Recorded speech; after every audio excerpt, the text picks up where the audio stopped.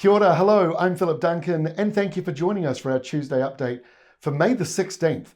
We've got a lot of high pressure around New Zealand and Australia at the moment, and really we're going to be seeing more of these big highs off and on for the next couple of weeks. But in between each one of these highs, there's a chance of low pressure, and that's exactly what we're seeing later this week. We've got high pressure out here just to the west of New Zealand and an even bigger high down here south of Australia. But in between the two, here is that low that we've been talking about now since the end of last week as it starts to deepen in this perfect location. So the weaker high pressure zone, the one closer to New Zealand, that's going to move away and it's going to allow that low to grow in size between now and Friday, and then it weakens and falls apart over the coming weekend. So this high pressure zone bringing in a bit of a sou'wester around Auckland, a couple of showers lingering there in Northland, but mostly drying out and clearing away. In fact, that high pressure zone sending a southerly up and towards the subtropics and tropics. Good news for a whole lot of people out on their boats at the moment. Bunch of yachts, over 100 of them, set sail at the end of last week, heading up into the tropical islands. So if you're keen on following this sort of thing, 100 odd boats at the moment going up with that southerly flow. The weather's been very messy over the last week or so. So today, weather conditions are actually ideal for sailing northwards away from New Zealand. So here we are on Wednesday, still fairly settled for those boats out at sea, but we've got this low now getting larger in size as it starts to spin a little deeper. As it does that, the windy south to southeasterlies will blow up the New South Wales and Queensland coastlines. Nothing too serious, but it will be blustery in those areas with a few showers.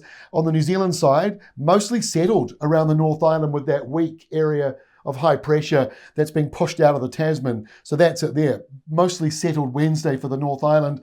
Rain, though, sets into the lower half of the west coast and a little bit gets into Southland as well. By Thursday, the low is getting deeper. Most of New Zealand is dry on Thursday, or at least for the first half of the day. As we go in towards Thursday evening, rain and showers slide down to Northland and maybe even some parts of Auckland towards midnight. And we've got rain here in the southern half of the west coast. Those northerly to northeasterly winds, they ramp up. On Friday, that's when the storm or the low itself gets to its deepest point. I've seen some modelling showing it into the 970s. This one says 985. With it, there'll be a burst of wind. In fact, there'll be two bursts of wind. The first one on the very early hours of Friday morning will be a nor'easter. It's kind of lined up with this front. It's very sort of hard, might be a little hard to see, but there's a front lined up in there, and there'll be a burst of windy northeasterlies as that front comes through in the early hours of Friday morning. Then it swings around to the northwest, which isn't quite as windy. But when we get into Saturday, the low itself comes through Cook Strait or central parts of New Zealand, and the windy westerly comes through to the north. So places like Auckland could be seeing gusts between 70 and over 100 k's an hour in the usual places for those windy westerlies. But that will be coming through on Saturday for northern parts of the country, and windy nor'westers for Hawke's Bay, although mostly dry for Hawke's Bay. The rainfall total's not huge there for you. And in the South Island, you've got a bit of a colder southerly flow coming in on the southern end of that low, and in fact matches a lot of the weather you're seeing in the southeastern corner of Australia, which is quite unsettled.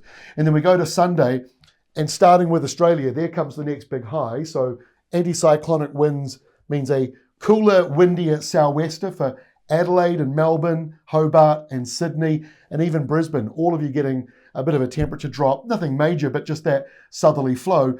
And then over in New Zealand, it turns from a sou'wester to a westerlies, which is fairly mild still. So the North Island will be mild on Sunday. The South Island will be a little cooler, but most places are dry. But you can see a surge of showers here. A couple of those might have thunderstorms in them as that comes through towards Sunday evening, although very hit and miss by the looks of it on that map.